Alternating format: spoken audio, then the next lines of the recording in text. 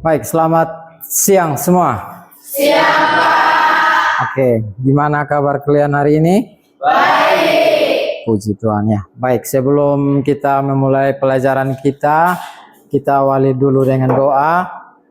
Pak minta kehadiran Anissa untuk memimpin kita di dalam doa.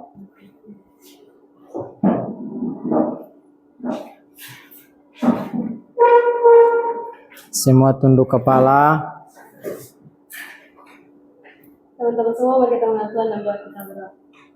Tuhan Yesus yang baik, terima kasih atas kasih penyertaan ya Tuhan. Hingga saat ini kami anak-anak untuk bisa berkumpul dalam bersama Tuhan.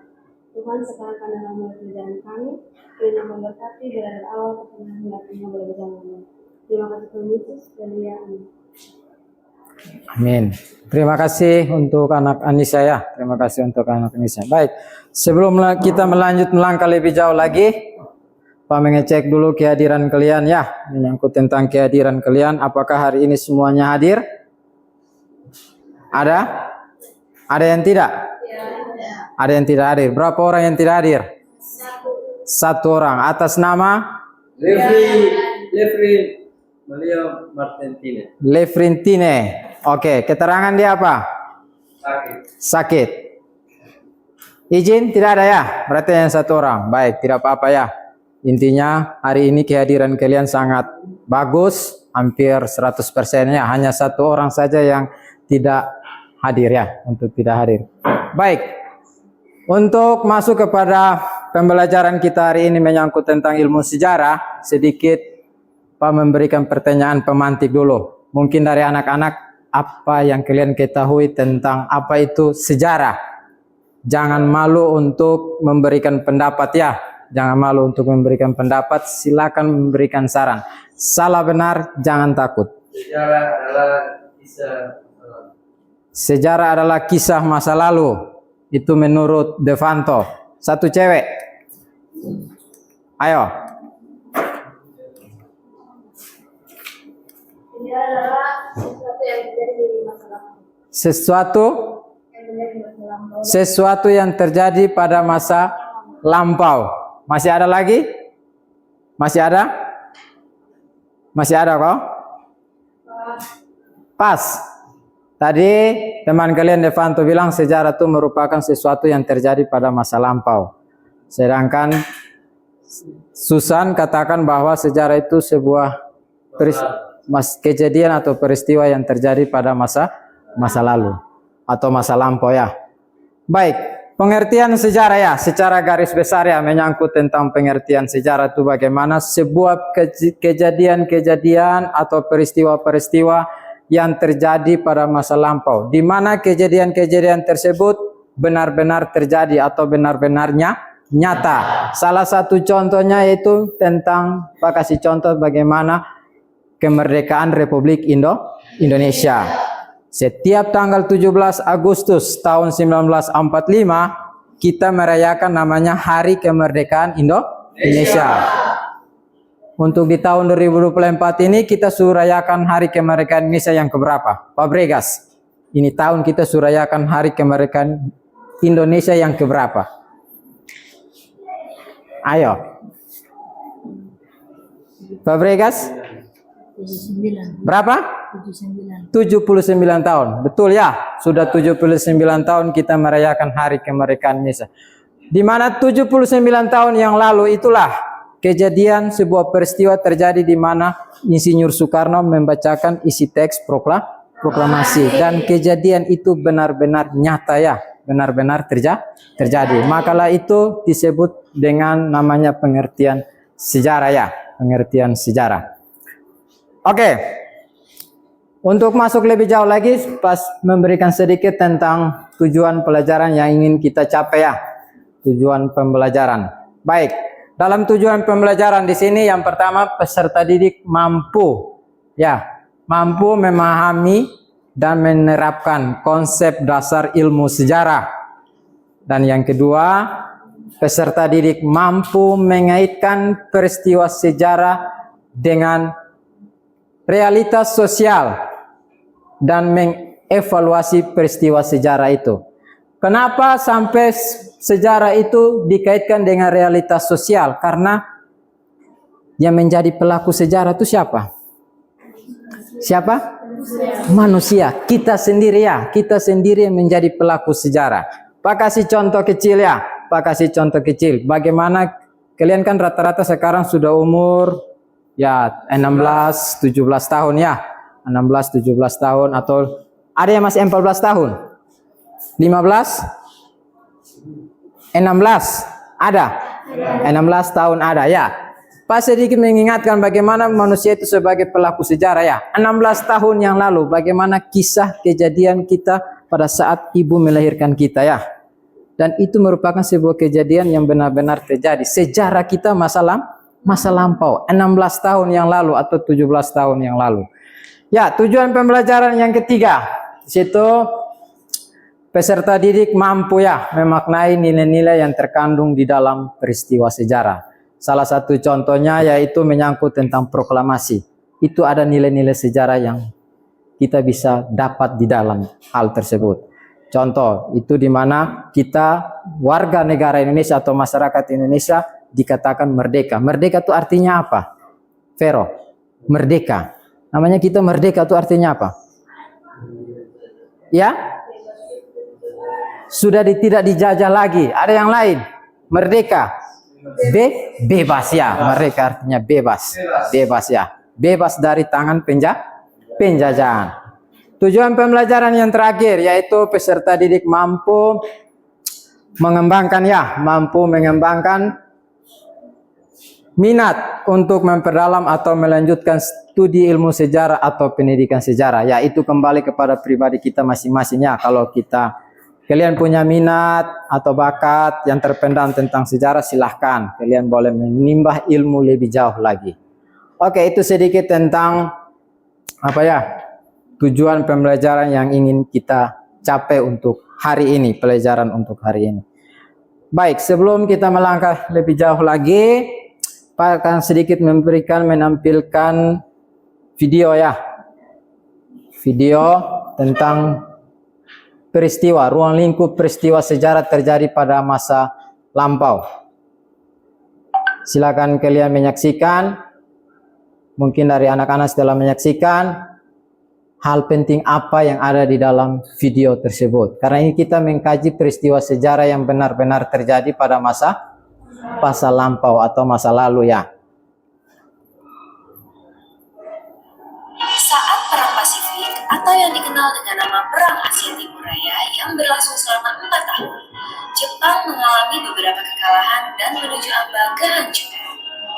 7 September 1944, Jenderal Kuniaki Koiso di hadapan parlemen Jepang berjanji untuk memerdekakan Indonesia bila mencapai kemenangan dalam Perang Pasifik. Tujuannya mendapat bantuan Indonesia dalam perang tersebut.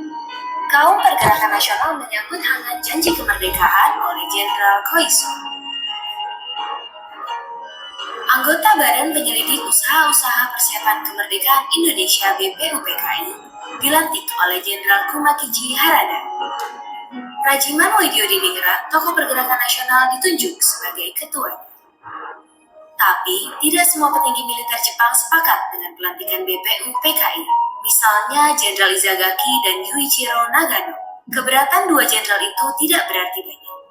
Mayoritas petinggi militer Jepang tetap mendukung BPUPKI.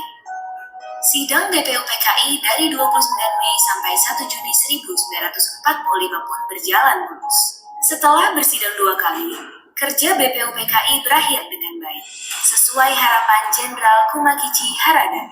BPUPKI lalu dibubarkan oleh Jenderal Terauchi Hisaichi, diganti jadi Panitia Persiapan Kemerdekaan Indonesia (PPKI) 7 Agustus 1945. 21 nama anggota PPKI diumumkan. Sebagian besar berasal dari BPUPKI. Mereka sudah bersiap sidang pada 16 Agustus 1945. Soekarno, Hatta, dan Rajiman Widyodiningrat wakil PPKI terbang ke Dalat, Vietnam 12 Agustus 1945. Di tengah kabar pengeboman Hiroshima dan Nagasaki di Jepang, Jenderal Hisaichi Terauchi, Panglima Angkatan Perang Jepang di Asia Tenggara, menyambut kedatangan mereka. Jenderal Terauchi berkata bahwa PPKI bisa segera proklamasikan kemerdekaan Indonesia. Kabar gembira tepat pada hari ulang tahun Hatta. Mereka semua senang, kemerdekaan sudah di depan mata. Sepulang dari membantu sedikit Indonesia untuk memproklamasikan kemerdekaan Indonesia ya, memproklamasikan kemerdekaan Indonesia. Ya, Pak kembali lagi ya ke pertanyaan yang tadi. Makna apa yang terkandung di dalam jejak proklamasi tersebut? Jejak apa yang didapat? Perjuangan. Ya, perjuangan. Ada yang lain lagi? Perjuangan siapa? Pahlawan. Perjuangan pahlawan Indonesia. Ada yang lain? Ada kok? Ayo. Dimas? Ada kok? Fabregas, ayo, berani. Si kecil di antara kita. Ayo, Fabregas. Ya, makna yang terkandung di dalam jejak proklamasi tersebut di mana merupakan jejak perjuangan rakyat Indonesia dalam memperjuangkan kemerdekaan Indonesia. Selain makna tersebut, ada juga jejak perjuangan kaum para pemuda di mana mereka berani sekali ya menculik Insinyur Soekarno dan Muhammad Hatta. Mereka bawa ke desa mana? Sebuah desa yang bernama apa? Tadi di layar situ video tersebut. Ya. Apa? Kuat, berani. Ya, sebuah desa yang bernama apa? Soal mungkin desa Holotula. Ya, sebuah desa yang berada di Jawa Timur. Apa? Tadi tuh Susan? Berani? Ya? Desa apa? Ayo, berani. Sebuah desa yang bernama Rengas Dengklok ya. Rengas Dengklok. Mereka membawa Insinyur Soekarno dan Muhammad Hatta bersama jajarannya. Bayangkan saja ya, pada zaman tersebut, pada tahun 1945, para pemuda berani sekali ya menculik presiden dan wakil presiden. Kalau zaman sekarang apakah bisa kita culik presiden dan wakil presiden? Ya? Tidak ya.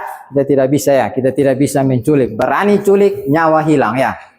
Oke, itu sedikit tentang jejak proklamasi dari video kelompok ya. Dalam kelompok.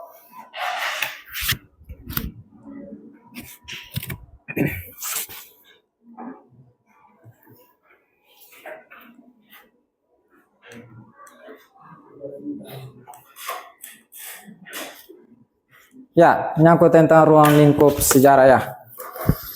Di sini Pak akan membagikan kalian kartu soal ya, kartu soal.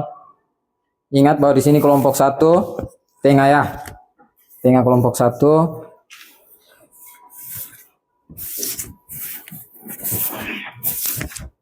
Yang ini kelompok 2. Yang ini kelompok 3.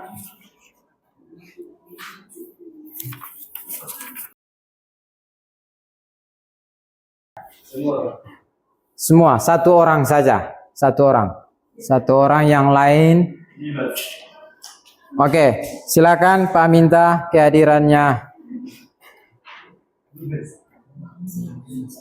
Vero untuk mempresentasikan hasil diskusi kelompok 3. Soalnya dibaca dan menjawab pertanyaan dari soal diskusi tersebut.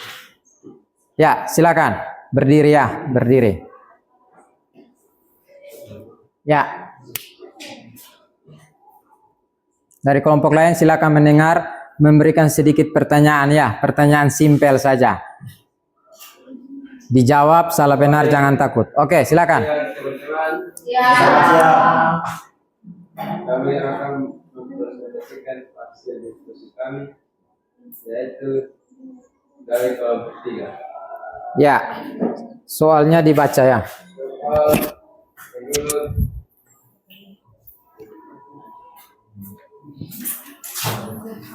Collingwood.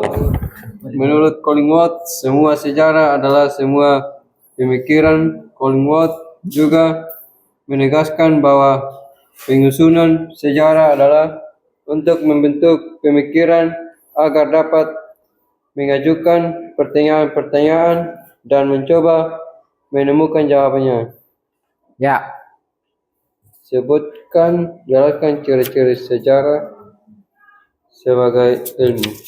sebutkan dan jelaskan ciri-ciri sejarah sebagai ilmu.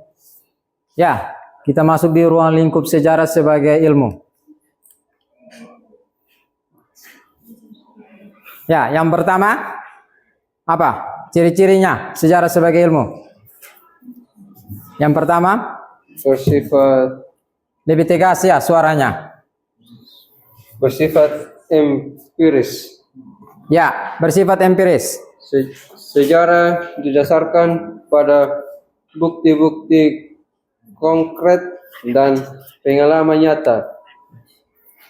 Para sejarawan menyali masa lalu melalui analisis teliti atas sumber-sumber sejarah yang ada. Fakta tersebut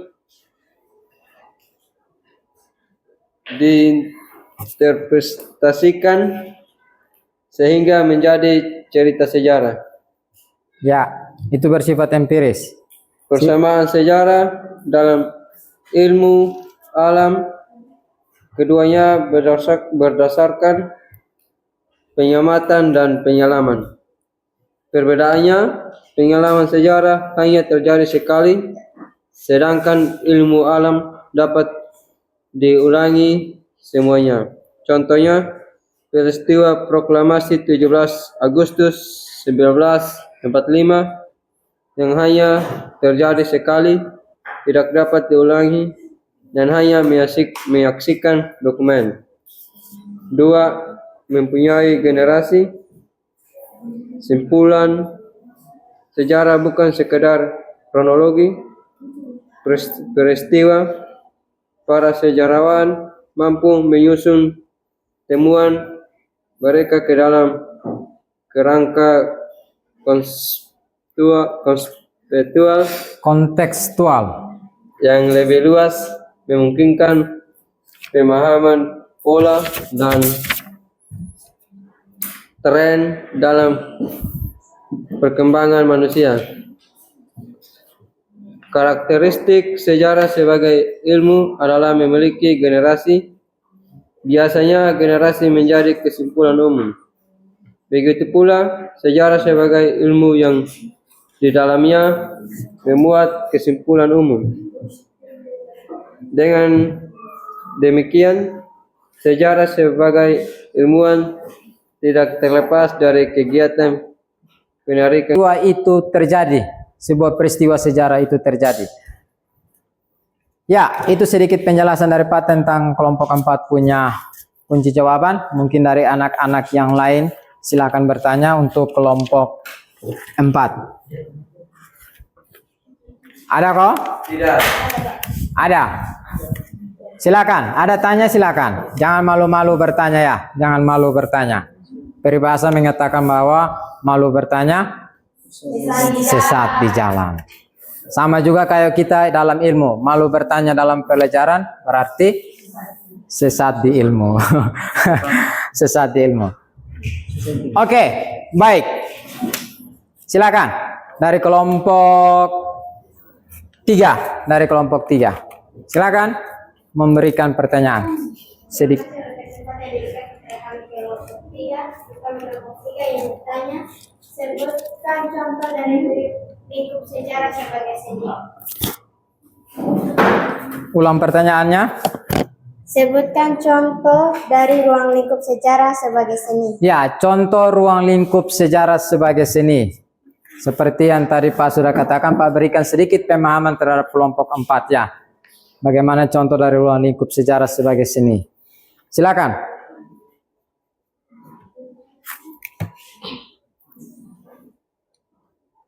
Contoh dari ruang lingkup sejarah sebagai seni yaitu karya biografi.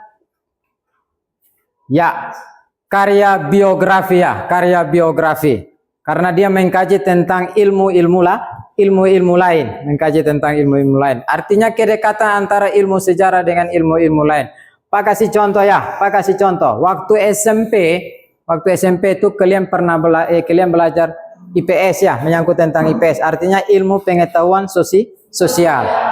Di dalam ilmu pengetahuan sosial itu ada beberapa mata pelajaran ya. Ada sejarah, ada geografi, dan ada ilmu-ilmu lainnya seperti antropologi, sosiologi, dan yang lain. Ada keterkaitannya antar pelajaran tersebut. Sama kayak kita mempelajari ilmu sejarah. Kita berbicara tentang awal mula bumi terbentuk. Kalau kita berbicara tentang awal bumi terbentuk itu kita sudah bisa mencakup tentang hubungan ilmu geografi.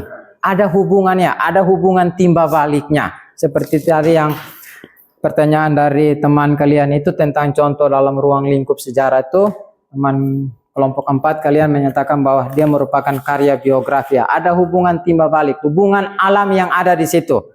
Hubungan alam. Makanya yang tadi Pak memberikan contoh bagaimana awal kehidupan manusia atau awal bumi dibentuk itu di mana bumi itu masih sangat kosong. Karena kenapa sampai bumi itu kosong? Karena bumi masih sangat dekat dengan sistem tata surya, sistem tata surya. Kalau Pak kasih contoh zaman sekarang saja, sistem tata surya yang jauh dengan kita saja, jauh dengan kehidupan manusia saja, kita masih merasakan namanya panas ya. Masih merasakannya panas. Apalagi pada zaman tersebut, zaman arkaikum atau zaman paleolitikum ya. Di situ di mana zaman tersebut bumi itu baru mulai dibentuk. Buminya sangat dekat sekali dengan sistem tata surya. Sedikit contoh yang Pak berikan, kayak kita punya kulit ya. Kulit kalau kita dekatkan dengan api pasti kita menghindar atau tidak? Kalau kulit kita dekat dengan api, mungkin dari nona-nona pernah masak di dapur, di tungku, di kompor gas atau yang lainnya yang berhubungan dengan api. Kalau kita dekat dengan kita punya kulit pasti kita menghindar. Itu seperti contoh bumi dengan matahari seperti itu. Itu contoh kecil saja, paketkan contoh kecil. Baik, itu hasil diskusi dari kelompok 1, 2, 3, dan 4 ya. Hasil diskusi dari kelompok 1, 2, 3, dan 4. Pak mengharapkan agar hasil diskusi tersebut bisa bermanfaat buat pemahaman menyangkut tentang ilmu yang kita dapat hari ini, yaitu tentang ruang lingkup sejarah ya, ruang lingkup sejarah. Baik, kita semuanya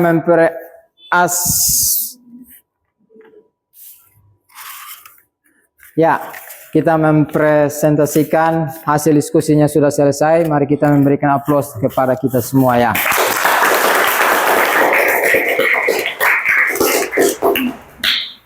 Oke, sebelum kita masuk kepada tahap terakhir kita ya, mengkaji sedikit tentang refleksi, Pak sedikit memberikan tentang kesimpulan kita. Kita dulu awali dengan ice breaking kita ya, penyegaran sedikit ya, penyegaran apa ya, penyegaran diri sedikit supaya agak terhibur, jangan jenuh ya, karena ilmu sejarah tuh kebanyakan tuh anak-anak itu jenuh ya, anak-anak jenuh ya.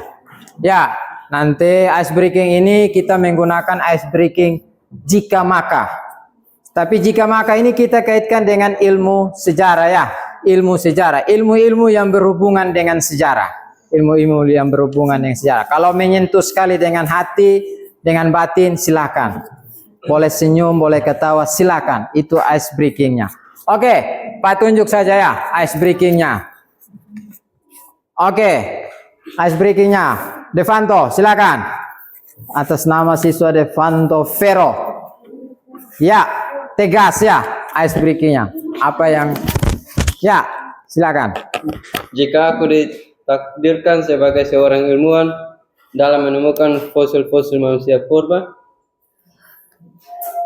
Vesya, Maka aku akan menjadi manusia purba pertama yang kamu temukan. asik. Tepuk tangan dulu. Mantap ya, mantap. Ya. Asik sekali ya. Ya, yang kedua. Irwan. Jika aku memproklamasikan kemerdekaan, Jika aku memproklamasikan kemerdekaan, maka aku akan menghargai engkau selamanya sebagai pejuangku. asik. Pak Pregas, ada kok jika maka? Hah? Tidak ada. Ya, itu sedikit menyangkut tentang. Pak ulang kembali dari Vero. Jika makanya, bisa jawab ulang. Vero, silakan. Jika aku ditakdirkan sebagai seorang ilmuwan dalam menemukan fosil-fosil manusia purba, Vesia, tegas. Maka aku akan menjadi manusia purba pertama yang kau temukan. Asik. Pak membagikan refleksi sedikit untuk kalian kerjakan ya. Refleksi ini Pak buat dalam bentuk TTS ya. Buat dalam bentuk TTS ya. Silakan kalian mengerjakan soal ada mendatar, ada mendatar, ada menurun. Pak bagi, jangan lupa tulis nama untuk sebagai refleksi kalian, mandiri kalian ya.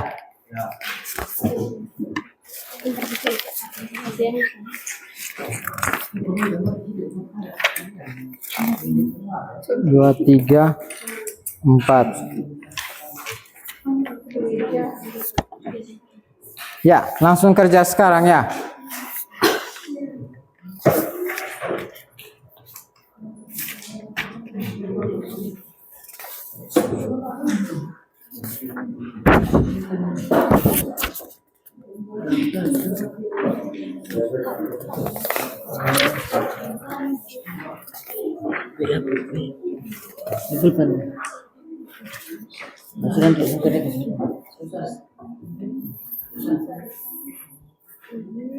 Ya, silakan.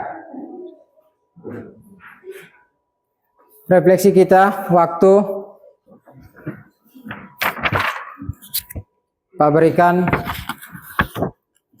5 menit saja.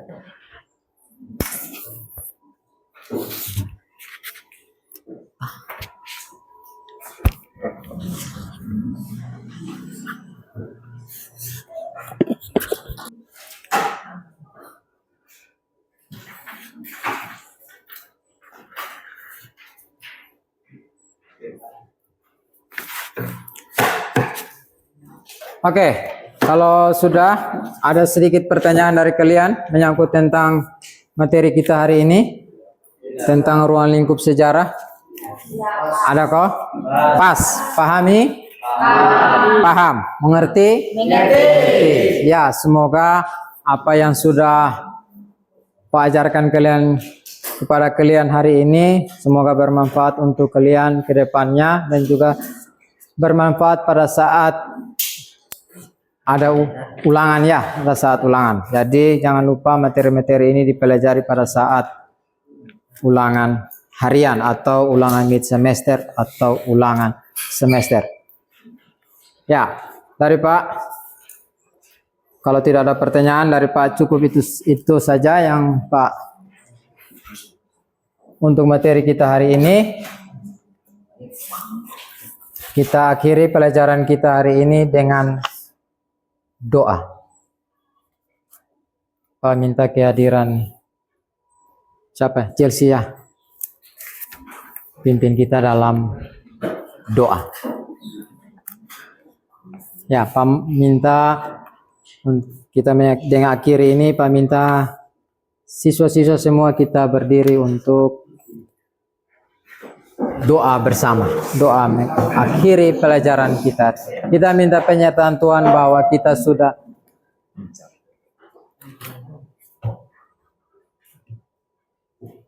Mari kita semua berdoa. Bapa di surga, Bapa yang baik, terima kasih atas penyertaan-Mu bagi kami semua dari awal pelajaran hingga akhirnya bagi kami melaksanakan yang baik. Kiranya apa yang kami dapat, kami pelajari bisa kami pakai dalam kehidupan kami untuk masa depan kami. Terima kasih Tuhan, haleluya. amin. Oke. Pak mengucapkan terima kasih banyak untuk kalian semua hari ini ya, atas kerjasama kalian, atas partisipasi kalian di dalam pelajaran sejarah kita hari ini ya. Selamat siang. Sampai jumpa di lain waktu ya. Sekian dan terima kasih. Ya, boleh. Silakan kalian mau istirahat, silakan.